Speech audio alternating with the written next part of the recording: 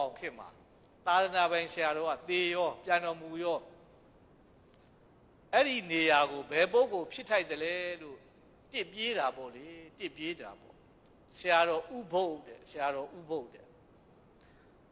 ဘုတ်အစဘုတ်အလဲဘုတ်အဆုံးတဲ့ဘုတ်အစဆိုတာဗုဒ္ဓမြတ်စွာဘုရားကိုပြောတာဘုတ်အလဲဆိုတာခုနကတော့ဘုန်းကြီးပြောခဲ့တဲ့သာသနာတက္ကရာအနှစ်900လောက်မှာပေါ်လာတယ်အရှင်မဗုဒ္ဓဂေါတမထေရဒုတိယက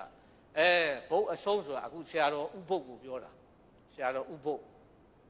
သူ့ရဲ့ဘွဲကတော့စက္ကိန္ဒတဲ့ဥစက္ကိန္ဒဗဒ္ဒန္တစက္ကိန္ဒ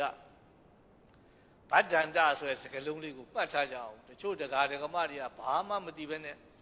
ကျိုးတို့ဆရာတော်ကြီးကဗဒ္ဒန္တဘွဲရတယ်ဗျလို့ဆိုတဲ့ဘာသာရေးနဲ့ပတ်သက်ပြီးအဲ့လောက်အသိဉာဏ်ရှိတဲ့တရားဓမ္မတွေကရှိသေးတယ်မှတ်ထားဗဒ္ဒန္တဆိုတာဘာဘွဲမှမဟုတ်ဘူးဥတို့အရှင်တို့ကိုခေါ်တာပါဠိလိုခေါ်တာဟုတ်တယ်မလားဥစက္ကိန္ဒလို့မခေါ်ခြင်းလို့ဗဒ္ဒန္တစက္ကိန္ဒအရှင်စက္ကိန္ဒလို့မခေါ်ခြင်းလို့ဗဒ္ဒန္တစက္ကိန္ဒလို့အဲ့လိုခေါ်တာ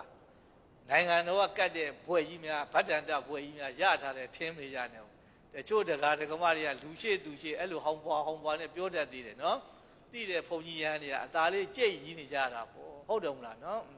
မလောက်ကြနဲ့အဲ့ဒါလေဘာသာရေးဘုဒ္ဓဓမ္မရေးနဲ့ပတ်သက်ပြီးအဲ့ဒီဘုဒ္ဓလည်းရှိရမယ်ဟုတ်တယ်မလားနော်အဲ့ဒီတော့သာသနာပိုင်ဆရာတော်ကပြန်တော်မူသွားတော့နေပြည်တော်မှာစာအတတ်ဆုံးကအဲ့ဒီဆရာတော်ဥပုပ်ပေါ့စာတတ်တဲ့ပြင်သူ့ကိုကိုးဝယ်တာကအဲ့ဒီချိန်တော့နမ်းမတော်မယ်နုတဲ့ဗျာမိဘရဲ့ခေါင်ကြီးဟုတ်တယ်မလားနော်ဘယင်ကစကိုင်းမင်းဘာကြီးတော်တဲ့စကိုင်းမင်းနဲ့ဖန်တန်းရှင်နဲ့သူ့ခေါ်တာတယောက်တည်းရဲ့မင်းတို့မင်းရဲ့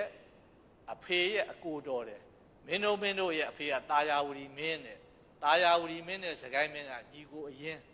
ဒါကြောင့်မို့သူ့ကိုမင်းတို့မင်းရဲ့အဖေကနေထောက်တယ်ပြီးတော့ဘာကြီးတော်လို့ခေါ်တာအဖေရဲ့အကိုကဗမာနီးနဲ့ခေါ်ရင်ဘာကြီးလို့ခေါ်ရတယ်ဟုတ်တယ်မလားဗမာအခေါ်တွေကခေါ်လိုက်တာကြည်တာနဲ့ကိုသူကဘာတော်တယ်ဆိုတာသိတယ်အဲ့ဒါမှတ်ထား